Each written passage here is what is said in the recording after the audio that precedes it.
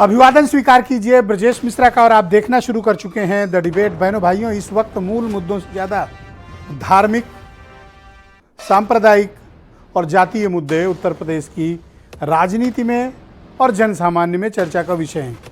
उत्तर प्रदेश में ये आम बात है कि हम इस तरह के मुद्दे चर्चा करते हैं, क्योंकि यहाँ यही मुद्दे कभी कभी इतने अहम हो जाते हैं कि पूरी राजनीति, पूरे चुनाव और पूरे समाज को प्रभावित करता है। राष्ट्रीय स्वयंसेवक संघ के प्रमुख मोहन भागवत ने बरेली में कहा कि यहाँ जितने लोग हैं सबके पूर्वज हिंदू हैं, और जातीय भेदभाव छोड़ दीजिए, सबके पूर्वज हिंदू हैं जो यहाँ रह रहे हैं। अब इस बात को लेकर बहुत लोगों में तरह तरह की बातें हैं। इस तरह के स्टेटमेंट्स आने का मतलब क्या होता है और ऐसे स्टेटमेंट्स दिए क्यों जाते हैं, ऐसे स्टेटमेंट्स की क्या टाइमिंग होती है। और ये सब चल ही रहा था कि देवबंद से भी एक स्टेटमेंट आ गया, एक फतवा आ गया कि अगर दाढ़ी कटाओगे तो एडमिशन नहीं लेगा, नहीं, पढ़ाई बंद, निकाल देंगे बाहर। इस तरह के मुद्दों को गरमाने के पीछे के कारण क्या हैं? क्या वास्तविक मुद्दों की कमी है या यही मुद्दे ही उत्तर प्रदेश के लोगों को भाते हैं?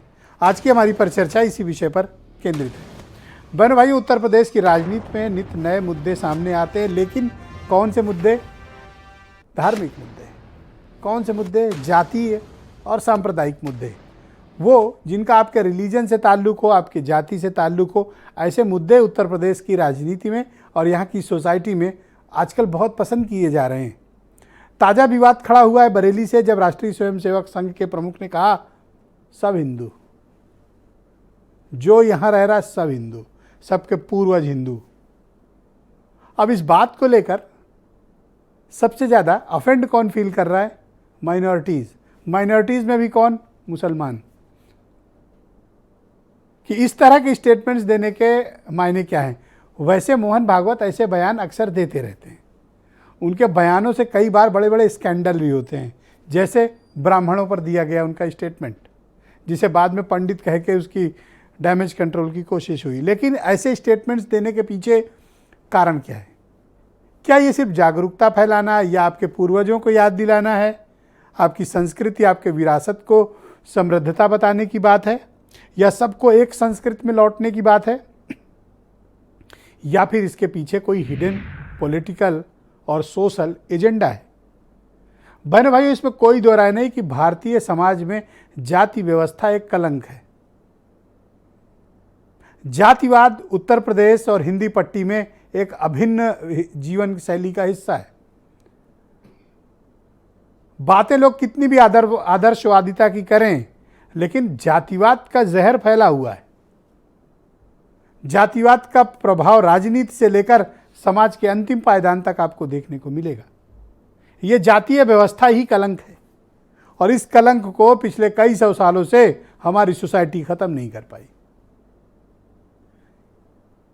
जातीय व्यवस्था में बटा हुआ समाज, जाहिर सी बात है कि जब अम्ब्रेला इशू की बात आएगी, अम्ब्रेला इशू का मतलब रिलीजियस इशू, जिसके दायरे में सब आ जाते हैं अपने अपने, तो जब इस तरह की बात होगी तो निश्चित तौर पर उसका असर एक बड़ी सोसाइटी पर पड़ेगा। मोहन भागवत का प्रवास लगातार चलता रहता है। साल में 2-3 बड़े प्रवास उनके उत्तर प्रदेश में होते हैं। लखनऊ के बाद प्रयागराज के बाद आजकल बरेली से स्टेटमेंट आया। वो शुरू से ये मानते रहे हैं और उनका ये कथन रहा है और वो कहते भी रहे हैं। इस पर लोगों के डिफरेंस ऑफ ओपिनियंस भी हो सकती है, लेकिन आरएसएस का ये मानना है कि सब हिंदू हैं। कारण क्या है इसके पीछे? ये स्टेटमेंट अभी क्यों आया?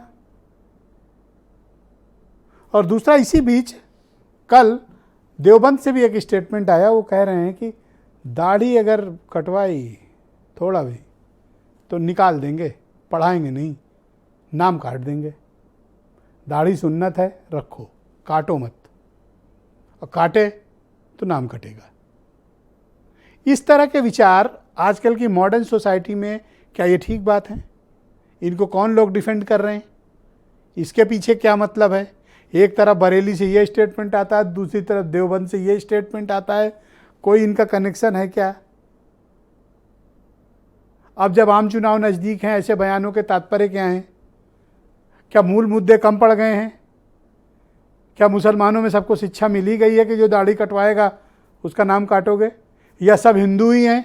ऐसा भी नहीं है। अगर होते तो यहाँ पर सभी धर्मों का बराबर से सम्मान नहीं होता और सभी धर्मों के लोग नहीं रह रहे होते। तो किसी की जाति, पंथ, मजहब पर ऐसी टिप्पणी करना कि तुम पहले हिंदू थे, तुम भला ये थे, कल को कोई मुसलमानों का आलिम खड़ा होगा, कहेंगे ये सब इस्लाम के थे, तब आप क्या जवाब देंगे? तो इस तरह के मुद्दों का राजनीतिक इस्तेमाल हो रहा है। हम क्या इतिहास में जी रहे हैं? क्या हम अतीत जीवी हैं? या हमें अपने वर्तमान को ठीक करते हुए भविष्य को दुरुस्त करना है? वर्तमान को बेहतर करते हुए भविष्य को ठीक करना, यह हमारा मकसद होना चाहिए। क्या होना चाहिए? मैं फिर कह रहा हूं अपनी बात। इस देश में, इस प्रदेश में लोग बातें आदर्शवादिता की करते हैं, लेकिन काम वो करते हैं जिससे उनका फायदा हो। आप इसको अच्छे शब्दों में कहना चाहे तो इसको कह दें बातें आदर्शवादिता की और काम व्यवहारिकता का। व्यवहारिकता का मतलब जिससे वोट मिले और जीत जाए। तो क्या हम उन मुद्दों पर ट्रैप में फंसते हैं? जवाब है हाँ। हर चुनाव में मूल मुद्दे गायब हो जाते हैं। हिंदू, मुसलमान, जाति, पंथ, मजहब, ये सब याद आने लगता है कि दाढ़ी कटवाओगे तो कटेगा, वरना हिंदू सब। क्या हमें ऐसे मुद्दों पढ़ना चाहिए? बहन भाइयों, नहीं पढ़ना चाहिए। इसीलिए मैंने आज ये डिबेट बुलाई है और मैं चाहता हूँ कि इस पर ओपन फोरम पे डिबेट हो, बात हो। अतीत में जीना है या वर्तमान को ठीक करते हुए भविष्य को दुरुस्त करना है? हमें क्या रास्ता चुनना चाहिए?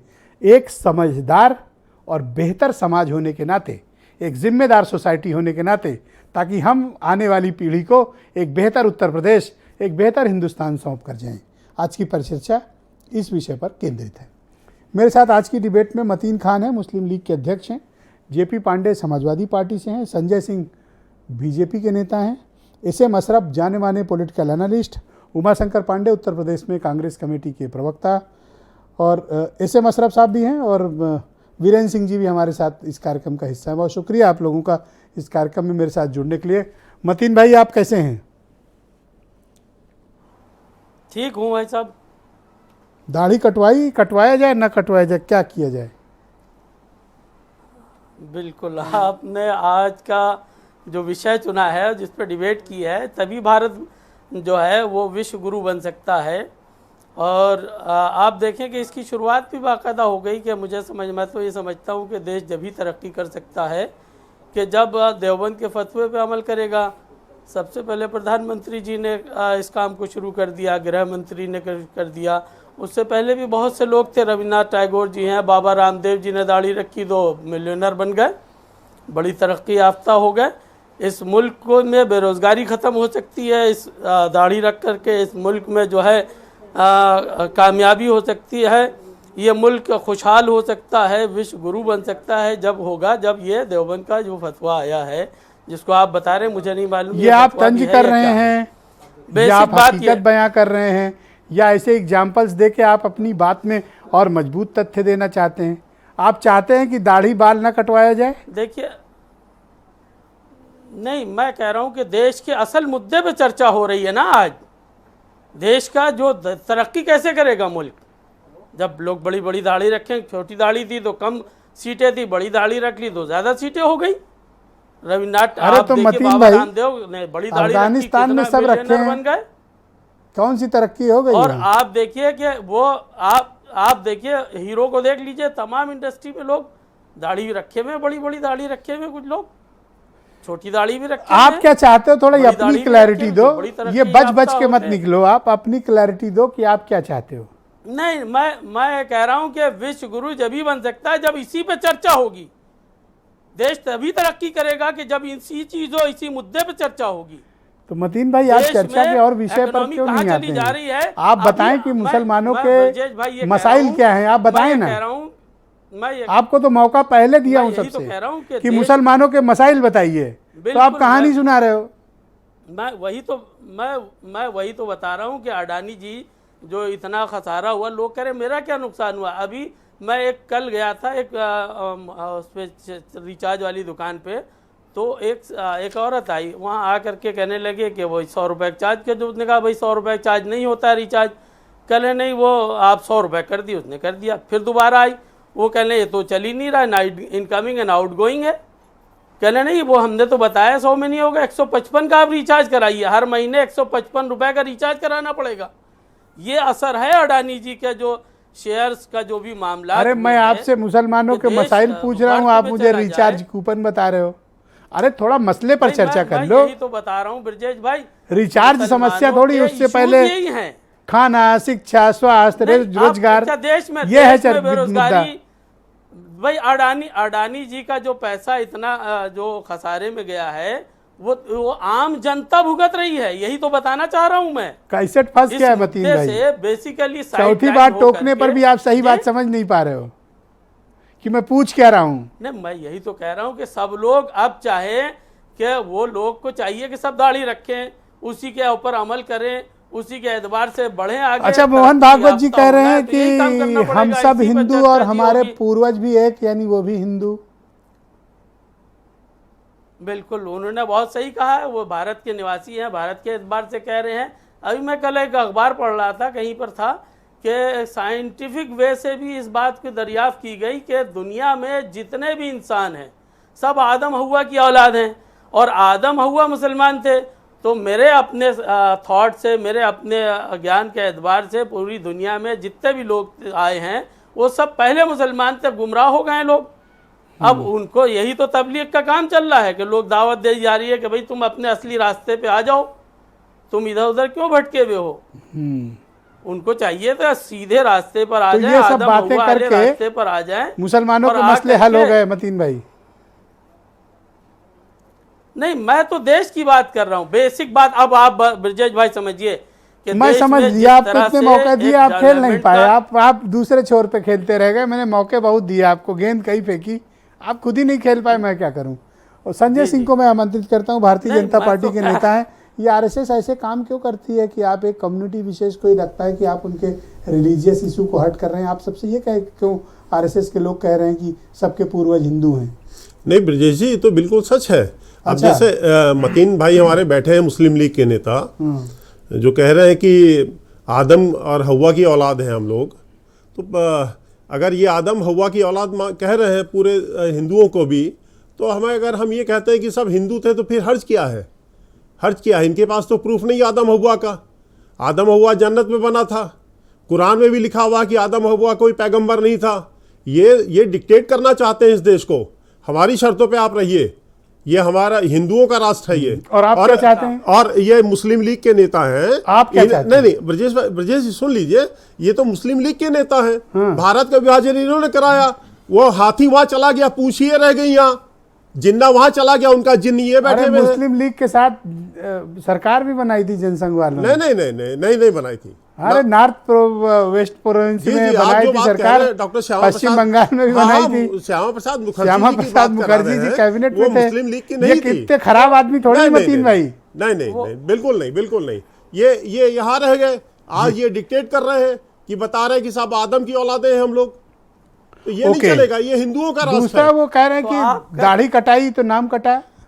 देखिए साहब, आपने इनकी दुखती रख पर हाथ रख दिया है ब्रजेश जी, आपको बहुत बहुत धन्यवाद। आप अब मेन मुद्दे पे आप आ गए हैं। देखिए वो वाला मेन मुद्दा नहीं था। नहीं, वो भी मेन मुद्दा है, वो हिंदू आइडेंटिटी, हिंदू राष्ट्र की बात है। अच्छा, आप मेन मुद्दा बताओ आप। जी, मुद्दा ये है, ये इस देश को डिक्टेट करना चाहते हैं। अभी मदनी ने कुछ दिन पहले कहा था, जिनको अगर बुरा लगता है वो भारत छोड़ के चले जाएं। आपको थोड़ा इतिहास के हम पीछे ले चाह रहे हैं। आपने अभी पुरानी बात उखाड़ी है तो अतीत की बात कह देते हैं। 1918 में कांग्रेस के राष्ट्रीय अध्यक्ष थे इनायतुल्लाह साइनी। उन्होंने कांग्रेस वहाँ कलकत्ता का अधिवेशन 1918 में जो हो रहा था, तो उसमें क्या कहा था? Hindu are tenant in this country, Hindu किराएदार हैं इस देश के अंदर, क्योंकि सत्ता अंग्रेजों ने हमसे छीनी है। हिंदू इस देश के अंदर किराएदार है। यही बात मदनी बोलते हैं। क्या चाहते हैं कि ये देश अतीत में जिए? नहीं, देखिए आप क्या चाहते हैं? अतीत में जी रहे हैं लोग। अतीत, देखिए ये लोग भी अतीत में जी रहे हैं, ये लोग भी अतीत में जी रहे हैं। दाढ़ी, सबसे बड़ी बात यह है कि इस देश का तालिबानीकरण करना चाहते हैं। भाई इनकी जो असली आइडियोलॉजी है बीच में नहीं, वो अफगानिस्तान में है, तालिबान। असली आइडियोलॉजी तो वहां है, मूल इनकी असली मुद्दे पर चर्चा आइडियोलॉजी क्यों नहीं पाकिस्तान संजय के सिंह अंदर होती है? है। मूल मुद्दे पर बात होनी चाहिए कि इस बिल्कुल देश के करें, मसाइल क्या बिल्कुल हैं, करें। हमारे देखिए, प्रदेश के मुद्दे क्या हैं, ये ब्रजेश दाढ़ी जी- टोपी और कौन किस धर्म का है। ब्रजेश जी आप बहुत सीनियर जर्नलिस्ट हैं। आज हमारा सौभाग्य है कि आपके सामने हम बैठे हैं, हम आपको बहुत सुनते रहे हैं। मूल मुद्दा देश का विकास है और देश का विकास इसी हिंदुत्व के रास्ते पे होके जाता है। सेकुलरिज्म को बहुत देख लिया इस देश के अंदर, और मतीन भाई की जो मुल्क इन्होंने बनाया था, आपकी पार्टी क्या चाहती है कि बिल्कुल सेकुलरिज्म देश का खत्म किया विकास जाए? हो रहा है, देश का विकास हो रहा है। आज भारत दुनिया की नो नो, मेक पांचवी, इट क्लियर, आप क्या चाहते हैं आपकी पार्टी की इस देश में सेकुलरिज्म खत्म हो? नहीं देखिए, हिंदू खुद सेकुलर है, हिंदू को डिक्टेट करने की आवश्यकता नहीं है सेकुलरिज्म के आप नाम दोनों पे। हाथ से नहीं खेल सकते, आपको एक हाथ से खेलना पड़ेगा। मतीन भाई को सेकुलरिज्म सीखना होगा, ओके, आपको नहीं। हिंदुओं को सीखने की जरूरत नहीं, हिंदुओं के डीएनए में है सेकुलरिज्म। ओके, मैं जेपी पांडे को आमंत्रित करता हूं, समाजवादी पार्टी के प्रवक्ता हैं। पांडे जी बहुत शुक्रिया आपका। ये कोई कह रहा है कि सब हिंदू, कोई कह रहा है दाढ़ी कटाए तो नाम काट देंगे, असली मुद्दों पर कोई बात ही नहीं कर रहा। आपका इंटरेस्ट किसमें है? देखिए ब्रिजेश जी, आज देश की जो हालात है उसमें निश्चित रूप से वैचारिक सांस्कृतिक उथल पुथल बहुत ज़्यादा है, और ये साफ साफ दिख रहा है कि हमारा देश संस्कृति का 5वां अध्याय लिखने की ओर उन्मुख है। चूँकि भागवत जी जिस पवित्र जगह पे ये भाषण दे रहे थे वो उसका नाम ही ज्योतिबा फुले। तो मैं बताऊं कि संघ की जो आइडिया ऑफ इंडिया है, जिस ज्योतिबा फुले साहब के नाम के विश्वविद्यालय में वो भाषण दे रहे थे, तो जो दलित चेतना हमारी है, ज्योतिबा फुले की रही हो, पेरियार की रही हो, बाबा साहब की रही हो, या सामाजिक न्याय के जो लोग रहे हो, लोहिया साहब रहे हो, या चरण सिंह से लेके हमारे नेताजी तक रहे हो, तो हमारी जो आइडिया है वो निश्चित रूप से साझी विरासत, साझी शहादत से निर्मित एक समरस समाज की है, जो हमारी आंचलिक मतलब विषमताएं हैं, संस्कृतियां हैं, उनको बराबरी देते हैं, असहमति की आवाज को सुनते हैं, और उसमें जो संघ का 1 मिनट हमें समय दीजिएगा। पांडे जी, आप कहना क्या चाहते हो? मैं थोड़ा कंफ्यूज हो गया। मैं बता रहा हूं, जो संघ की आइडिया आप मतलब जो विचारधारा है वो जर्मनी के राष्ट्रवाद से प्रेरित है। एक देश, एक जाति, एक धर्म, एक भाषा। और जो मैं कह रहा हूं कि संस्कृति का 5वां अध्याय जिसे हिंदू कहा जाता है, तो रामधारी सिंह दिनकर ने और सारे बड़े चिंतकों ने माना है कि हिंदुत्व कि जो आज की शक्ल में है वो सतत रूप से परिवर्तित होता रहा है। हमें आप उस ट्रैक पे मत ले जाइए कि बाइबिल की तरह की एक पवित्र पुस्तक है, एक पैगंबर है और उसकी एक आचार संहिता है।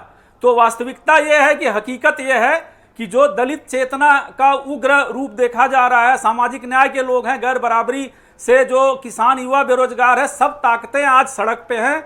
और पर जाति, पंथ, मजहब यही तो मुख्य मुद्दा है देश में। ये संघ बैटिंग कर रहा भाजपा के लिए। तो भैया उधर से भी तो बैटिंग, दाढ़ी तो कटा, नहीं वो भी तो बैटिंग है। वो तो आप अच्छी तरह जानते हैं कि वो किसके लिए बैटिंग नहीं, मैं नहीं जानता, आप बताओ, सबका नाम लो, मेरे ऊपर ठेल के मत भागो आप। जो संघ प्रायोजित, सबका नाम लो। अब ये बताइए, आप 10 बार डिबेट किए होंगे, सारे लोग बताए हैं कि मुस्लिम लीग के हमारे भाई जो ओवैसी परिवार है वो किसके लिए बैटिंग करता है। वो इस देश के, मुझे नहीं पता, आप बताओ ना, आप खोलो सबका। देश की जो आपका भी खुलेगा अभी। नहीं, इस देश की जो मतलब अल्पसंख्यक जमात है उसके इंपावरमेंट के लिए वो कौन सी मांग करते, तो वो तो वही चीजें करेंगे जिससे सांप्रदायिक तनाव फैले और भाजपा का राजनीतिक हित हो। लेकिन मैं ये कह रहा हूं कि इस देश में निश्चित रूप से आपकी पार्टी क्या पॉइंट ऑफ व्यू रखती है भागवत के स्टेटमेंट पर और देवबंद वाले मसले पे? नहीं, हमारी पार्टी ये जानती है कि इस देश की जो संविधान की आत्मा है समाजवाद की, और इस देश में जो समरस समाज है उसको हम बिखरने नहीं देंगे,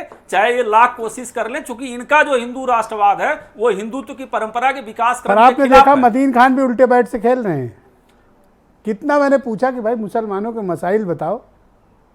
अब देखिए, इनका तो इतिहास रहा है ब्रिजेश जी, अगर आप देखिए इनका इतिहास, मैं मतीन को नहीं बता रहा हूं, संघ को बता रहा हूं कि संघ का इतिहास रहा है कि जब भी आधी आबादी को इंपावर किया गया, हिंदू कोड बिल, तब भी उसके खिलाफ थे, सबको मतदान दिया जा रहा था उसके खिलाफ थे। तो ये दलित और पिछड़ों के जागरूकता से बौखला गए हैं, और इसलिए ये भाजपा को बचाव के लिए ये सब ड्रामा कर रहे हैं, रोज रोज कमेंट कर रहे हैं। कभी मुसलमानों के विरुद्ध नफरत से सैचुरेटेड हो गए तो ब्राह्मण भी टारगेट कर लेते हैं। लेकिन ये इसमें कामयाब नहीं होंगे। जो भी भारत का भविष्य होगा वो समाजवादी मूल्यों से ही लिखा जाएगा। उत्तर प्रदेश में कांग्रेस कमेटी के प्रवक्ता उमाशंकर पांडे। पांडे जी कैसे हैं आप? पांडे जी आप ठीक हैं? बिल्कुल ठीक हूँ ब्रजेश जी। दाढ़ी उड़ी बनमूछ बना के आए मैं पांडे बिल्कुल जी? ठीक हूँ ब्रजेश जी। इस डिबेट में आने से पहले मतलब ये सब किया या पहले? दाढ़ी से कोई एलर्जी है आपको? नहीं ब्रजेश जी देखिए, ऐसा मतीन खान की इच्छा है नहीं जानने की? ब्रजेश जी देखिए, मतीन जी की इच्छा है, लेकिन भारतीय जनता पार्टी इसको प्रचारित करवाना चाह रही है। ओके। भारतीय जनता पार्टी चाहती है कि ऐसे ही मुद्दों पर डिबेट हो, जो जनता के असली मुद्दे हैं उस पर ना चर्चा हो, ना उस पर कोई बहस हो। लोग ऐसे ही मरते रहें, लोग ऐसे ही बेरोजगार रहें, महंगाई का दंश झेलते रहें, ये भारतीय जनता पार्टी चाहती है। और मजेदार बात यह है कि तमाम लोग पर्दे के पीछे से या पर्दे के आगे से उनके मदद भी करते हैं और उन पर कार्रवाई भी नहीं होती। भारतीय जनता पार्टी क्या करती है, कुछ उन्होंने मुस्लिमों के चेहरे सामने रख दिए हैं, उनको पिन चुभाती है ब्रजेश जी, तो वो थोड़ा चिल्लाते हैं तो उससे भारतीय जनता पार्टी को फायदा पहुंचता है। इस पैनल में दारुल कोई ऐसा उलूम है? क्या है दारुल उलूम? देखिए ब्रजेश जी, समझने वाले को इशारा काफी, जिनको ठीक है। मैं कहना चाह रहा हूं सब समझ रहे हैं। ठीक है। और सिर्फ डिबेट पर ही नहीं, बाहर जवाब भी करारा जो लोग हैं, मिलेगा, बारी आने दो मतीन जो खान इस की। डिबेट में नहीं। बोलिए बोलिए। देखिए, और ब्रजेश जी, दारुल उलूम एक शैक्षिक संस्थान है और वहां उन्होंने अपने स्टूडेंट्स के लिए कोई गाइडलाइन जारी कर दी, तो डिबेट इस बात पर होनी चाहिए या बहस इस बात पर होनी चाहिए कि भारतीय जनता पार्टी के शासन में कानपुर में 2 महिला ब्राह्मणों को जिंदा जला के मार दिया गया, अधिकारियों के ऊपर लीपापोती करने के लिए 302 के मुकदमे कर दिए गए, एसडीएम की गिरफ्तारी हुई, डीएम साहिबा जो नृत्य कौशल का प्रदर्शन कर रही थी उनके खिलाफ कोई कार्रवाई हुई, उनको वहां से हटाया गया। और मोहन भागवत जी का बयान क्या था ब्रजेश जी? उन्होंने कहा कि इस देश में जो जातिवादी प्रथा है, जो जातियों में विभाजन है, वो ब्राह्मणों की देन है और नतीजा कानपुर में देखने को मिल गया। और वही जो ब्राह्मणों के खिलाफ बोल रहे हैं मोहन भागवत जी, वही कह रहे हैं कि सब हिंदू हैं, वही कह रहे हैं मुस्लिम भी हिंदू हैं, तो उनकी कौन सी बात सही है? और वही फिर कहते हैं कि इस देश में आरक्षण की समीक्षा होनी चाहिए। ये 3 बातें। उनका आरक्षण की कहना है कि समीक्षा भी परिवारों करना में एकता चाहते हैं, और राष्ट्रीयता की भावना आती है जब आप ये कहते हैं कि सबके पूर्वज एक हैं। और जब आप कहते हैं कि ब्राह्मणों ने ही जातियों में बांटा है, तब कौन सी भावना आती है ब्रजेश जी? राष्ट्रीयता तब आती कानपुर होगी की पांडे घटना जी। हो जाती है। तब आप ब्राह्मणों पे इतना उद्वेलित दो संजय ब्राह्मण सिंह की महिलाएं प्लीज, संजय सिंह जला दी प्लीज, जाती बीच हैं। में टोका था और कि बीच में टोका था कि नहीं बोला उन्होंने। मैं आपको टाइम उसी दूंगा, आपकी मोहन बारी में। भागवत के अनुयायी ब्रजेश जी बोलिए बोलिए। उसी मोहन भागवत के अनुयायी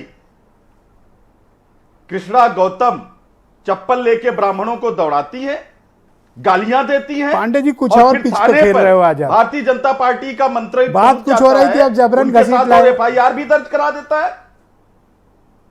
आप कहना क्या चाह रहे हो, थोड़ा ये क्लैरिटी दो। की भावना भर रही है, मोहन भागवत जी भर रहे हैं। ओके, आप असहमत हो कि ये सब तो जो कुछ हो रहा है? ये जो असली ब्रजेश जी फिर से रिपीट करिएगा आवाज। आप असहमत हैं ये जो कुछ भी चल रहा है देश में? बिल्कुल असहमत है। देखिए, उत्तर प्रदेश हो या देश हो, उनके मुद्दे एक हैं। हिंदुस्तान 2 भागों में बंट रहा है, एक गरीब गरीब होता जा रहा है और अडानी जो है उनका आप देख ही रहे हैं। मोदी जी के मित्रों के लिए सारा दरबार खुला हुआ है और गरीब के लिए गैस सिलेंडर 390 से 1100 रुपए का, चाहे वो गैस सिलेंडर की बात करें, तेल की बात करिए, खाने पीने के सामान की बात करिए, इसीलिए तो कह रहा हूं चर्चा इन विषयों पे होनी चाहिए। बेड की बात करिए, तो कौन हिंदू और कौन दाढ़ी कटाए कौन ना कटाए ये मुद्दा है, यही तो मेरा कंसर्न है आज डिबेट का। वो भारतीय जनता पार्टी के लिए वो खाद है, वो फर्टिलाइजर है, वो इंसेक्टिसाइड है।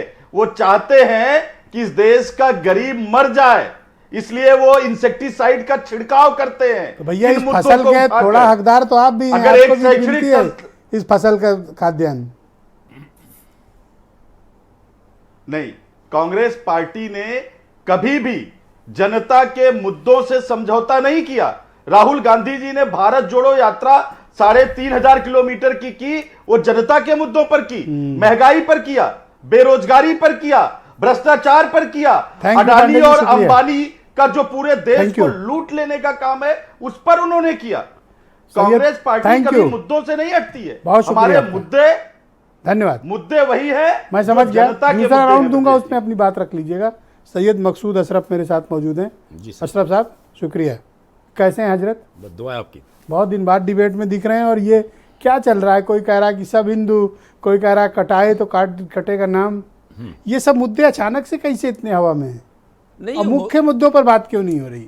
बिल्कुल सही कह रहे हैं आप। अब मुझे तो लगता है कि लगातार घूम फिर के कहीं ना कहीं इसी तरह के मुद्दे आते रहेंगे, इसी पे बात होती भी रहेगी। क्योंकि अब जब चुनाव सामने है तो नेचुरल बात है, बात भी होती रहेगी, पहले भी होती रही, कोई नई बात नहीं है। ये बात 14 भी हुई, 19 में भी, आगे भी हो रही है।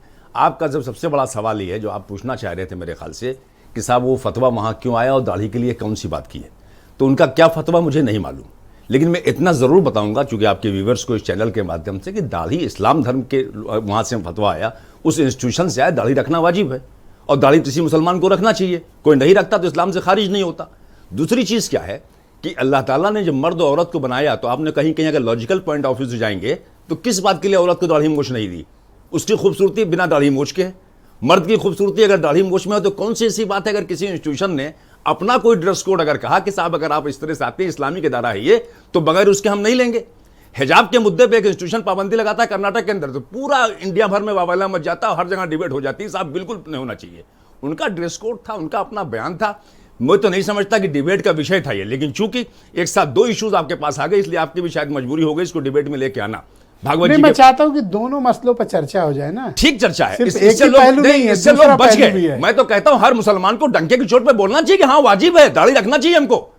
पता नहीं क्यों दूसरे लोग बच गए इससे। मैं मतीन खान से मुझे शिकायत है, उस पर अच्छा। टॉपिक पे बात करना चाहिए उनको। क्या बुराई है अगर दाढ़ी की बात पे उन्होंने कहा, फतवा दिया, बिल्कुल ठीक है, दाढ़ी वाजिब है, उसकी एक शरई लिमिट है कि कैसे दाढ़ी आपको रखना है, उनको ही पता है, मुझको ही पता है। क्योंकि यहाँ दाढ़ी पे डिबेट नहीं हो रही इसलिए बहुत ज्यादा मैं उसमें तो हजरत आप भी तो दाढ़ी कटा रहे हो, फिर आप भी तो मैंने कहा ना कि दाढ़ी बिल्कुल कटा दूं तो भी मैं इस्लाम से तो खारिज होता नहीं, लेकिन दाढ़ी वाजिब और सुन्नत है, तमाम अंबिया ने रखी, हमारे नबी ने रखी। पर आपका नाम तो नहीं कटा ना कहीं से इस चक्कर में? जी नहीं, वहाँ कह रहे हैं नाम काट देंगे। मुद्दा ये नहीं है, मुद्दा ऐसा ये- तो है नहीं कि ब्रजेश मुद्दा ये मिश्रा नहीं है। डिबेट पे नहीं मुद्दा- बुलाएंगे, आप दाढ़ी अब देख आप के बताइए, तो। तमाम साधु संत है, वो पद्धति आपको मैं पता कभी है आप ना? लोग को दाढ़ी देख के जटा थोड़ी बुलाता हूँ। साधु की पहचान कहां से होती है? तो आप साधु तो नहीं हो जाएंगे ना कि जटा और दाढ़ी रख लें तो आपको भी साधु कहने लगूंगा अरे मैं। बागेश्वर धाम वाले कौन सा रखे हैं? वो तो आपको- एकदम पांडे जी की तरह है। आपको भी मैं कहने लगूंगा मूंछ और ये सब हटाएं। जब जटाओं का श्रृंगार आप करेंगे, उसमें सुई चुभाएंगे आप, तो मैं कहूंगा कितनी प्यारी जटा आपकी है, तो आपके बारे में बात करूंगा। तो हर चीज का एक मकसद है, तो किसी धर्म को पर्टिकुलर लाके बात तो करना ये लोग क्यों ऐसी बातें कर रहे हैं? कह रहे हैं नहीं कि होना सब चाहिए, सब ये बात सही हिंदू, है, सब ये सब इशू नहीं था, लेकिन लोग उठा भी लेते हैं। अगर उन्होंने एक फतवा अपने इंस्टीट्यूशन के लिए दिया, चार लड़कों को निकाला था, तो टॉपिक उठ गया ये। अब भागवत जी को बयान को तो अच्छा ये बताइए, भागवत जी ने इससे पहले बहुत से बयान दिए, मैं उनका सम्मान करता हूं, उन्हीं के लोग उनके बयान को सीरियस नहीं लेते। अगर सीरियस लेते, आपने कहा कि ब्राह्मण ने शास्त्रों में बदलाव कर दिया, जरा सा शोर मचा तो आप कह रहे नहीं साहब पंडित और ज्ञानी हो गए वो। तो जब आप अपने ही स्टेटमेंट को आपके लोग नहीं सीरियस ले रहे हैं, देश का प्रधानमंत्री सीरियस नहीं ले रहा है, आप कुछ बोल रहे हो, वो कुछ कर रहे हैं, तो मेरे नजदीक कोई बहुत बड़ी वजह नहीं कि भागवत जी कोई ऐसी शख्सियत नहीं है कि जो उन्होंने कह दिया वो हिंदुस्तान का हर आदमी मान ही रहा है। मुसलमानों के असली मसाइल क्या हैं? मुसलमानों के मसाइल क्या है? एजुकेशन है, बेरोजगारी है, आपको जो है अपने जो है ट्रैक पे सही तरीके से चलना है। सबसे बड़ा मुद्दा तो एजुकेशन का है और सबसे बड़ा मुद्दा भुखमरी का है। समाज में इसके लिए काम भी हो रहा है, काम करते भी रहना चाहिए। तो भैया लोगों ये जो रहनुमा हैं हमारे आपके पड़ोस में मतीन भाई, को। हाँ, ये तो 4 बार मौका दिया ना? नहीं आपने पूरा मौका दिया, बोला इन्होंने? नहीं पूरा- बोला। आपने पूरा मौका दिया और नहीं क्यों- बोलते ना। क्यों पता नहीं दूसरी तरफ चले गए, मुझे ताज्जुब हो रहा है कि क्यों गए। और शायद इनको आपने अचानक बुला लिया होगा, हो सकता है जहन इनका सेट नहीं रहा हो, लेकिन इनको इस पे बोलना अरे चाहिए था। पढ़े लिखे समझदार जहीन पॉलिटिशियन है अरे आप, तो आपके आप सामने- तो ऐसे आपके इनको सामने- स्पेस दे रहे हो जैसे आपके ये सामने- बच के निकल जाए। आपके आप सामने- खुल के कहो उनको जो आपके- कहना नहीं, हो। मैं खुल के नहीं आप बोलता। चूको मत। आपके सामने क्रॉस क्वेश्चन में हर आदमी को दिक्कत आती है जब तक वो सही भैया, तरीके मैं से कोई ना पता हो। हाँ, हाँ। मैं कोई ये आपकी प्रोसिक्यूटर महारत हूँ सर। कि आपको फंसाने के लिए बैठा हूँ। नहीं, आपकी महारत है, इसको हम लोग सलाम भी करते हैं, अप्रिशिएट भी करते हैं कि अगर इसी बहाने हमारी बात जा रही है आपके पास। ठीक। सवाल ही नहीं करते तो मैं जवाब क्या देता आपको? तो कम से कम मैंने बताया कि दाढ़ी क्यों जरूरी है और इस्लाम में इसका कितना अहम अंग है दाढ़ी। और आप इसके लिए लानत भेजते हैं मतीन खान ने जो स्टेटमेंट दिया। नहीं, ये कतई नहीं बोल रहे। मतीन भाई का अपनी व्यू है और उनका एक पॉलिटिकल पार्टी से वो ताल्लुक रखते हैं, तो वो अपना कोई भी व्यू दे सकते हैं, उसके लिए मैं कुछ नहीं कह पाऊंगा। तो ये पांडे जी ने क्यों कहा कि ये सब उधर वाले मिले हुए, नाम नहीं लेना चाहता? देखिए, पांडे जी की भी क्या करेंगे, पांडे जी भी मजबूर है बहुत से। पांडे जी तो खुद अपना स्टैंड नहीं ले पाते हैं। पांडे जी को कहना चाहिए अपने नेता को कि स्टैंड ले, मुसलमानों के मुद्दों की बात आती है तो बोलना चाहिए, जिसके वोट 95% लेके जाते हैं ये। तो पांडे जी को बहुत कुछ सीखने की जरूरत है। पांडे जी को भी सीखने की जरूरत है। नुपुर शर्मा का मामला आता है, 350 FIR हो जाती है, इनकी पार्टी एक कॉल नहीं करती कि अगर जो है मुसलमानों के साथ ज्यादती नहीं हुई तो सारे समाजवादी एक हो जाएंगे। तो इनको भी बहुत कुछ ये सीखना है। रिलीजियस पिच पे बीजेपी के सामने फंस गए हैं, ये ट्रैप में। फंस के तो इनको नहीं बोल पा रहे ना, इनको भी आगे आना चाहिए। मुसलमान तो देखिए फंसा हुआ हरियाणा है। के मुद्दे पे मुसलमान की कहाँ तो सांस था? पोजीशन इस वक्त ये हो गई, इनको वो चाहता सांस ही है, नहीं आ रही है उस पे। मुसलमान चाहता है सर कि लो प्रोफाइल पड़े रहो, अगर हाईलाइट हुए तो मुसीबत हो गई। ओके, और ये बोलेंगे नहीं पीछे। तो यही बात तो मतीन खान ने पकड़ ली, तो आपको दर्द क्यों हो रहा है? मैं यही कुछ लास्ट नहीं, लाइन मैंने आपकी। मतीन खान को कहा कि थोड़ा आपको दाढ़ी पे उस पे भी बोल देना चाहिए, मेरा All right. मकसद कहने का ही है। वीरेंद्र सिंह हमारे साथ जुड़ चुके हैं, हमारे स्टेट हेड है। बहुत शुक्रिया वीरेंद्र जी। ये मैं देख रहा हूं कि चुनाव जैसे जैसे पास आ रहा है ना, अब 370 दिन बचे हैं जनरल इलेक्शंस को, अब मुद्दा गर्म है, सब हिंदू और कोई का काटा तो फिर ठीक करेंगे, क्यों ही सर? बिल्कुल, देखिए ये जब चुनाव आता है करीब, तो उस समय ये हिंदू मुस्लिम और ये शूद्र दलित तमाम सारी शब्दावलियाँ जो चल रही हैं, ये 2024 के लिए ही चल रही हैं। और साफ है कि वोटों का ध्रुवीकरण कर दिया जाए, वोट बढ़ जाए और अपना राजनीतिक उल्लू सीधा हो जाए। इस देश में और उत्तर प्रदेश में ख़ास तौर से ये कहा जाता रहा है कि जब जब भाजपा कोई मुद्दा हिंदुत्व का उठाती है तो फायदा भाजपा को भी होता है और सपा को भी होता है, और कांग्रेस और बसपा उसमें किनारे हो जाते हैं। अगर हिंदू मुस्लिम चलेगा तो हिंदू भाजपा के साथ जाएगा, मुसलमान सपा के साथ जाएगा, फायदा दोनों को रहता है, और ये दोनों आपस में मिलकर लड़ लेते हैं, इस तरह का आरोप लगता है। हम जिस देश में हैं और जिस तरह का वातावरण रहा है आज़ादी के बाद से, वो हिंदू मुस्लिम के बीच जो प्यार और भाईचारे की बात थी, वो लगातार वो दूरियां बढ़ती गईं। उसके पीछे राजनीतिक कारण हैं। कोई पैजामा पहनता है, उससे एतराज़ है, कोई तहमत गलत ढंग से मुट्ठी बांधता है, वो उससे एतराज़ है, कोई हाथ उल्टे धोता है, कोई टोपी कैसे लगाता है। लोग पहनावे पर एतराज़ करने लगे, लेकिन लोग चरित्र पर नहीं जाते। हमको आपको पहनावे से ज़्यादा लोगों के चरित्र का भी ध्यान रखना चाहिए, जो पढ़ने लिखने का मतलब यही होता है। लेकिन दुर्भाग्य है कि हम कट्टरपंथी लोगों के चक्कर में आकर एक दूसरे की धार्मिक पद्धति को, उपासना के तरीके को गलत मानने लगे, और इतना मानने लगे कि राजनीति जब चाहे तब उसमें माचिस की तीली लगा के तब तक जला दे और आग सेक ले। ये स्थितियां उत्तर प्रदेश में और देश में बनी, और चुनाव के समय अब माहौल बनाया जा रहा है कि सारे, जैसे किताब में पढ़ाया जाता था सारे आदमियों के पूर्वज बंदर होते थे, वैसे अब कहने लगे कि सब भारत के सभी लोगों के पूर्वज हिंदू हैं। ये तो जैसे हम लोग बचपन में किताब में पढ़े थे वही सब चीज़ें, उसका किस तरह से सियासी इस्तेमाल हो रहा है।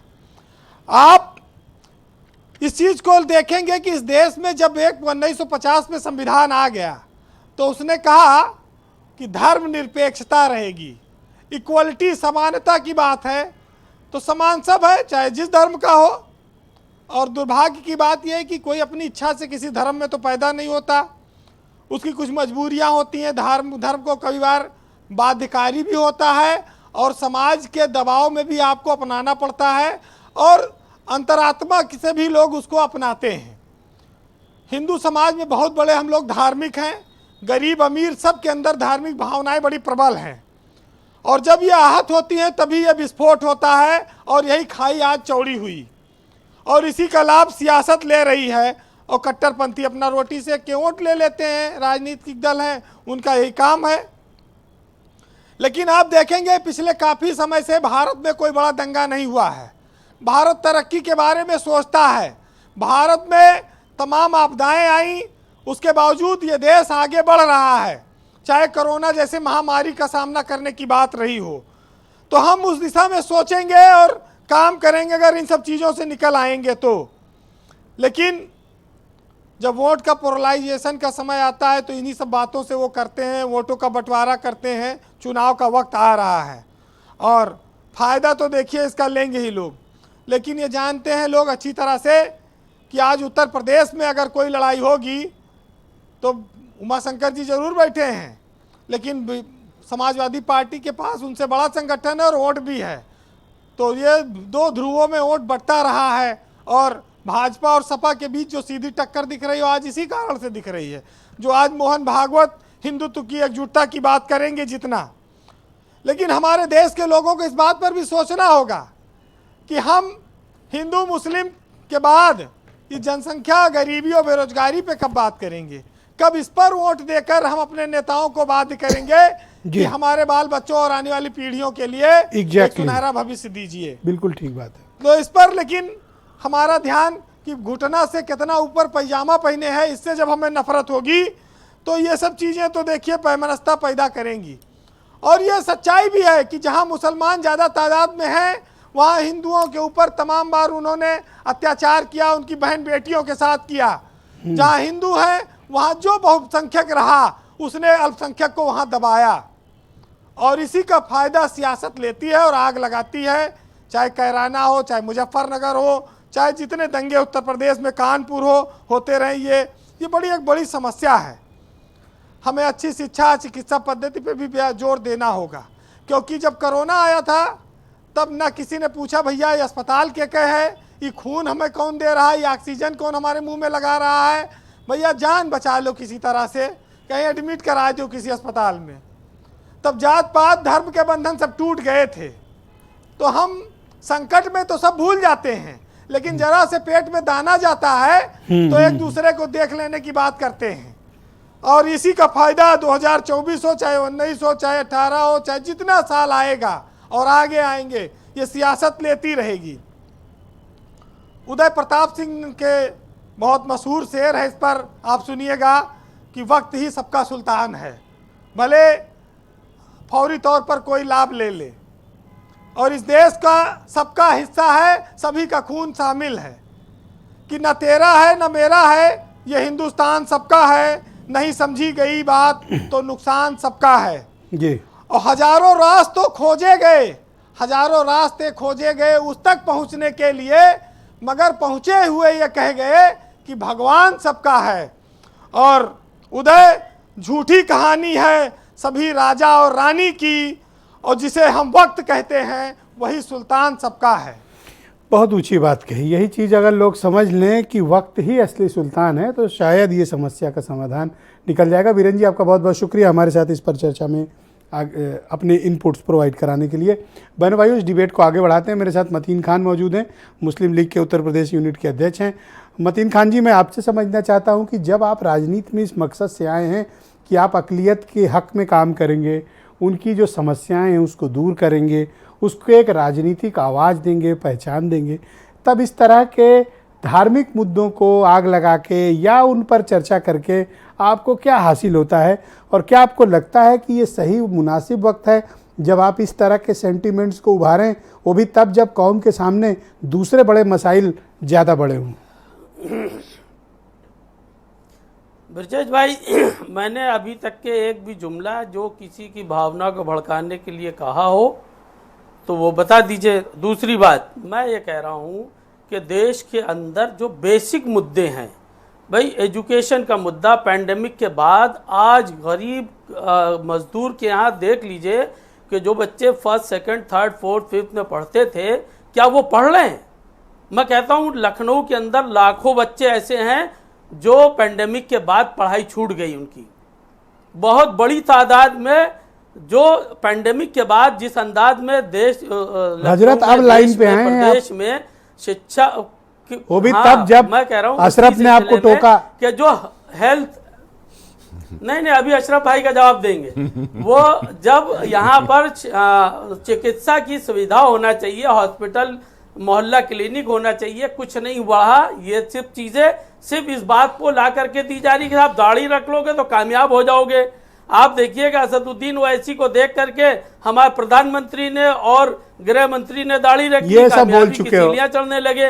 उन सबको ये अशरफ मियां क्या है? आप आए इनसे तो क्या आपका देखे कि मतभेद है? राहुल गांधी जी, सुनिए, राहुल गांधी जी उन्होंने देखा भाई ये लोग कामयाब हो रहे तो मैं भी कामयाब होऊंगा, अब मैं भी पद यात्रा करूंगा और सबको दाढ़ी। शरेआम अशरफ मियां ने आपकी सदरी खींच ली, अब उनका जवाब तो मिल नहीं रहा तो आप दूसरी जगह खेल रहे हो। शरेआम आपकी सदरी खींच ली, उसमें सब जगह दाढ़ी का दाढ़ी का सब जगह है सम्मान दम तो अशरफ मियां की जितने बात भी का जवाब हमारे दो ना। सूफी संत महात्मा अरे नहीं, बहुत क्या सारे कहा है लोग सर? हैं, मैंने कुछ सब नहीं लोग कहा। नहीं दाढ़ी निकला रखते उनके हैं। मुंह से। मैं भाई अशरफ मियां की गजब मैं दहशत कह रहा है। हूं मैंने कि कुछ भाई कहा ही नहीं सर, अशरफ क्यों आप भाई भी उनको- दाढ़ी रख ले, मैं तो कहूंगा आप भी दाढ़ी रखिए। हाँ। ये भारत के नंबर 1 आप जो है एंकर बन जाएंगे, पत्रकार बन जाएंगे। अच्छा, अभी मानते दाढ़ी नहीं आप? रखने से ही तो कामयाबी अभी नहीं मिलेगी। मानते आप मतलब? देश की मेन समस्या अभी किसको पर- मान रहे हो नंबर 1? मेन किसकी समस्या दाढ़ी पे बड़ी? चर्चा नहीं होगी, सिर्फ दाढ़ी पे ही डिस्कशन होना चाहिए। ओके। देश की सारी तो सुविधाएं क्या आपको छोड़ दी लगता है जाए। ये अशरफ मियां भटक गए हैं? पेंडेमिक फिर आए, फिर लोग मरे, अशरफ समाज मियां भटक चीजें गए हैं, होती इसका रहे। मतलब? सब लोग को चाहिए कि चर्चा आप सब करा रहे दाढ़ी हैं, भटका रखें मुझे कह रहे हैं और सर। दाढ़ी पे ही चर्चा होना क्या चाहिए। भटक गए हैं ये? सारे चैनल पे भारत थैंक के यू, लोगों को शुक्रिया चाहिए आपका। कि चर्चा करें, वो सवाल सुन दाढ़ी रहे पे हैं ही लेकिन चर्चा इग्नोर करें। कर रहे हैं। वो देश अशरफ की मियां से तरक्की निपटना और नहीं चाहते हैं। तभी हो सकती है कि Thank जब you. सब दाढ़ी रखें। Okay. यही तो मेन है। हाँ भाई इसी संजय पे ही सिंह, चर्चा क्या होना चाहिए, आप कुछ बस। कह रहे थे डिबेट के पहले राउंड में, क्या मतभेद थे आपके, बताइए। विजय जी, अभी मतीन भाई ने एक बहुत बड़ी बात कह दी, बड़ी महत्वपूर्ण बात है, वो पकड़ने वाला बिंदु पकड़ो है। पकड़ो। जी जी जी, वो पकड़ेंगे, छोड़ेंगे थोड़ी ना, इनको। अरे कहाँ छोड़ जी, जी, रहे जी, हो? इनको नहीं छोड़ने वाले ना हम। ना कहाँ जी, छोड़ते? इन्होंने कहा कि जब दाढ़ी उसी रखेंगे पर तो फंसाए हो इनको। जी, ये जब सब दाढ़ी रखेंगे तभी देश तरक्की करेगा। तो मतीन भाई, आपने दाढ़ी रखने के लिए पाकिस्तान बनवाया। पाकिस्तान आज भीख का कटोरा लेके घूम रहा है दुनिया के आगे। बुरा ना मानिएगा, अफगानिस्तान में सब दाढ़ी लिए घूम रहे हैं। रिपोर्टिंग बीच में नहीं, नहीं, बीच में नहीं, नहीं, मतीन खान जी नो। मतीन भाई बोलिए नहीं, ना, ना, आप सच बड़ा सुनो सबकी कड़वा बात। होता है, जरा झेल लीजिए आप। सुनिए सबको, आज सुनने आपके की सामने क्षमता हम विकसित बैठे हैं करिए। ना, जरा झेलिए हमें थोड़ा। अफगानिस्तान यहाँ में के दाढ़ी गरीब बुरका, का- अरे मतीन भाई अरे रुको, भाईजान, रुको, रुको, रुको। भाईजान, भाईजान, अरे रुक भाईजान, जाओ आप। देखिए ब्रजेश जी, हाँ बोले। यहाँ लोग दाढ़ी भूखमरी कोई में बहुत मर रहे बड़ा हैं, नहीं खतरनाक मतीन इशू भाई मैं नहीं है। आवाज बंद करूंगा फिर बुरा देखिए, लगेगा। लोगों को दाढ़ी जलाया रखना- आप शांत हो जाओ। नहीं दिखेंगे। मतीन भाई सबको जरा बोलने दो। शांत रहिए, अभी बोलिए। बहुत और डिबेट होंगी, बोलिए ब्रजेश आप, भाई बोलिए। बुलाएंगे, फिर बात करेंगे आपसे। बोलिए। दाढ़ी रखना कोई बहुत बड़ा इशू नहीं है। अभी अशरफ भाई बैठे में बहुत अच्छे व्यक्ति हैं, हम इनकी बहुत मतलब तारीफ करेंगे। अभी हमारी अरे ले जाओ भैया इनको। नहीं नहीं, बिल्कुल बिल्कुल नहीं, ले जाओ, ले जाओ। लेकिन भटक गए। दाढ़ी रखने के पीछे जो अभी अशरफ भाई ने कहा शरिया, आप इसको समझिए। ये शरीयत, जो संविधान की बात इस देश में हो रही है, उसके पीछे शरीयत का मामला है।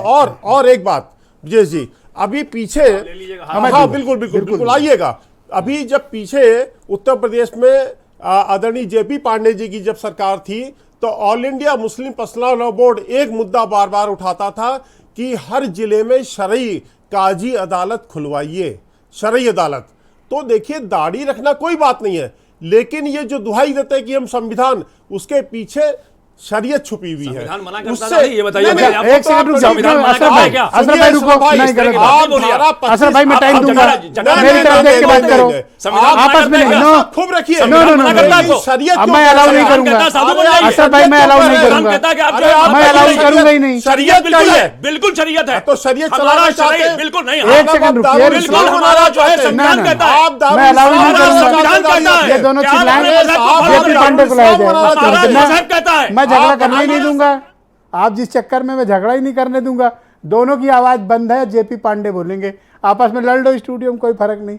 भाई पांडे जी, ये क्या तो इल्जाम लगा रही बीजेपी, आप दोनों की आवाज नहीं जा रही। मान्यवर कृपया शांत हो जाएं।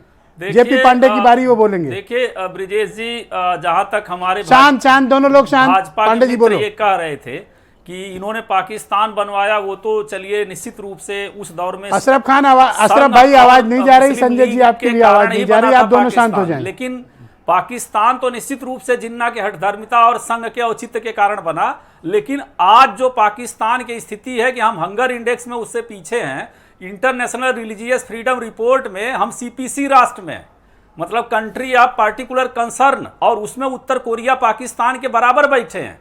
तो वास्तविकता तो यह है कि मोदी जी का सपना साकार हो गया संघ का, कि हम पाकिस्तान के कतार में बैठ गए। और एक बहुत अच्छी बड़ी गंभीर बात मैं बता दूं दोनों मुस्लिम विद्वानों को, कि दाढ़ी एक बड़ा गंभीर संवेदनशील मसला है, लेकिन ये उसी समाज के लोग जागरूक होंगे। इसी देश में इसी दुनिया में कमाल पाशा अतातुर्क हुए थे तुर्की के। वो जब अपने देश को मजबूत करना चाह रहे थे, तो उन्होंने दाढ़ी रखने पे प्रतिबंध लगा दिया, हिजरी संबत प्रतिबंधित कर दिया, आधुनिक कैलेंडर इशू किया, और आधुनिक पेनल कोड दंड संहिता लागू की। तुर्की से इस्लाम खारिज नहीं हुआ। मैं ये नहीं कह रहा हूं, वो दाढ़ी रखे या आपके पैजामा फॉलोअर कैसा होंगे। पहने, अतातुर्क को वो आप उनके मानते होंगे। समाज एक से सेकंड आएगा। रुक जाओ, अरे एक भाई सेकंड। सुन लो यार, ये गलत बात आपको बोल क्या रहे हैं हो पांडे गया? जी। आप क्यों इतने बेसब्र हो रहे हो? बन गया। रुक जाओ, आ रहा हूँ उनके आपके पास। समाज से आएगा। जाओगे पूरा नमाज अब लो, अब तो आप गजब ही कर रहे हो नमाज आज। का वाली बात क्या करोगे। प्रॉब्लम है भाई अतातुर्क लेके आ गए आपकी? आप। आपकी सुनिए। प्रॉब्लम क्या है? ये गलत बात है ना साहब। आप अरे सुनो तो सुनो बात ना। पहले, मैं- पूरी सुनो फिर पूरी रिस्पॉन्ड बात करो। सुनो। आप अतातुर्क लेके आ गए। आप सुनो भाई तो बात सही तो उनकी सुनो। बात, बिना सुने कैसे बोलोगे? सुन के यस बोलो। बोलिए आप पांडे जी, बोलो। कंप्लीट मैं कीजिए। ये कह रहा हूं कि लेकिन डॉक्टर लोहिया ये कहते थे कि हम हमारे देश के हर हिंदुओं को मानना चाहिए कि हम शेरशाह और रजिया सुल्तान हमारे पुरखे हैं। तो मैं ये कह रहा हूं कि डॉक्टर, अरे ये एक बार बाल गंगाधर तिलक ने बड़ी अच्छी बात कही थी, जब एज ऑफ कंसोनेंट एक्ट 1891 में पारित हो रहा था बाल विवाह का, तो उन्होंने उसका विरोध किया। वो विरोधी नहीं थे, समाज सुधारक थे। उन्होंने कहा अंग्रेजों अब को कोई इतिहास अधि- पढ़कर नहीं, डिबेट नहीं, की मैं- बीजेपी वाले ही नहीं करेंगे, मैं पांडे जी बता- नहीं करेंगे। मैं बता रहा हूं, तिलक जी ने कहा कि मैं समाज सुधार का Thank विरोधी you. नहीं हूं, लेकिन अंग्रेज नहीं करेगा। Thank तो you. मुसलमानों में सुधार ये जो है भागवत जी नहीं करेंगे, मुसलमानों की जमात एक दिन ताकतवर होगी। कोई जो सुधार उनको नहीं अच्छा होगा। बहुत शुक्रिया आपका, इस्लामिक उमा है, शंकर इस्लामिक पांडे। रहेगी, सुधार उधार नहीं होगा अशरफ दाढ़ी में। भाई, आज आप क्या कुछ बात कर बेचैन रहे लग रहे हो। पांडे जी। देखो, आप ऐसे पहले नहीं थे। ये मतीन खान ने कुछ अरे उल्टा साहब, आप पुल्टा तो कह एक दिया तो आप एक बौखला ऐसे गए हो। मुद्दे पे आप डिबेट कराएंगे, फिर आप रुक चाहेंगे तो बैठ जाओ, जाऊं नहीं मैं। झगड़ा थोड़ी कराना अपन। हाँ, ठीक है सर, चलिए। बात रखनी है। समाज कोई देखो बात क्या कोई चाहे, बात दर्शक जो लाखों देख रहा है वो क्या चाहता कोई है? बात नहीं सर। हर व्यक्ति की क्लैरिटी, आप अपनी क्लैरिटी रख दो, बस दैट्स इट। ओके भाई, उमा शंकर पांडे जी, ये जो मसला है इस वक्त, क्या आपको लगता है कि जानबूझकर उसको उबाला जा रहा है ताकि उसकी जो भाप बने और उससे जो बादल बने उसका इस्तेमाल अपने हक में किया जाए? भाषा कमोबेश सबकी एक जैसी है। ब्रजेश जी देखिए, स्पष्ट है, और ये कोई भारतीय जनता पार्टी नया प्रयोग थोड़ा ही कर रही है। ये तो उनका यही परिपाटी है। कटोरा अगर पाकिस्तान के हाथ में है तो बिरयानी खिलाने भी ये लोग ट्राई मार तो चुके हैं। मुसलमानों के मसाइल आप पर आपकी सोचिए, घिघी क्यों बन मोदी जाती है पांडे स्वयं- जी?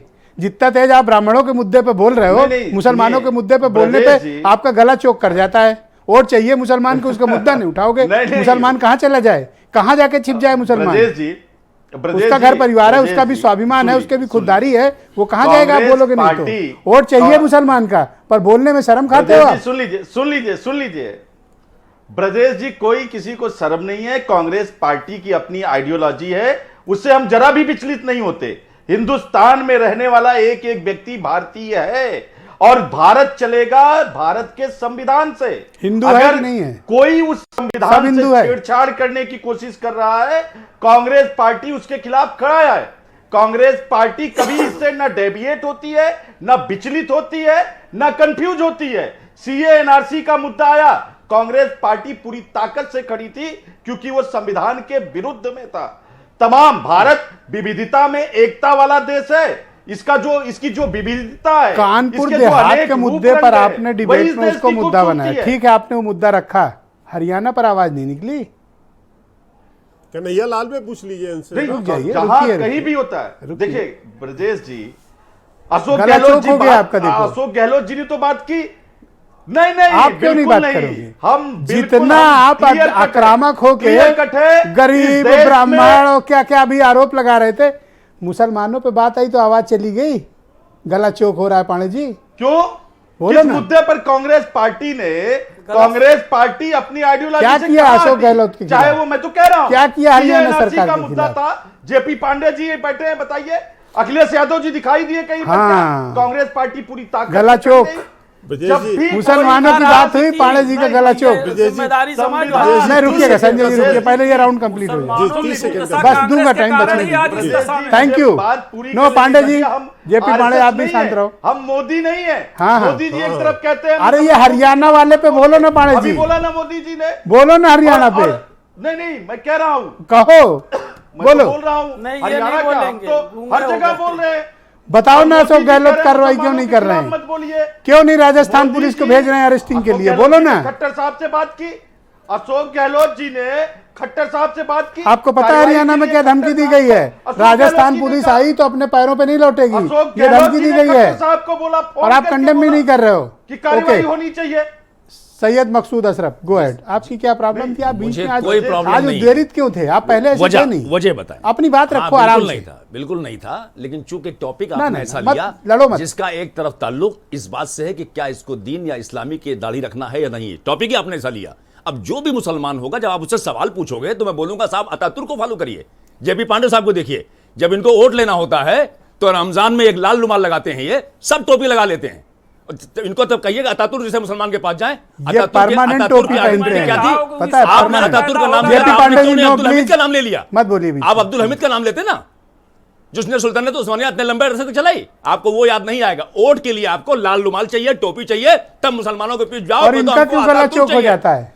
तब आप बोलिए मुझे अतातुर्क जैसा मुसलमान चाहिए, मुझे आज का मुसलमान नहीं चाहिए जो कहेगा मुझे दाढ़ी रखना है, जो कहे मुझे टोपी रखना है। वोट की राजनीति आपकी बदल जाती है, और जब बात आप चैनल पे करते हो आपको भी डर हो गया।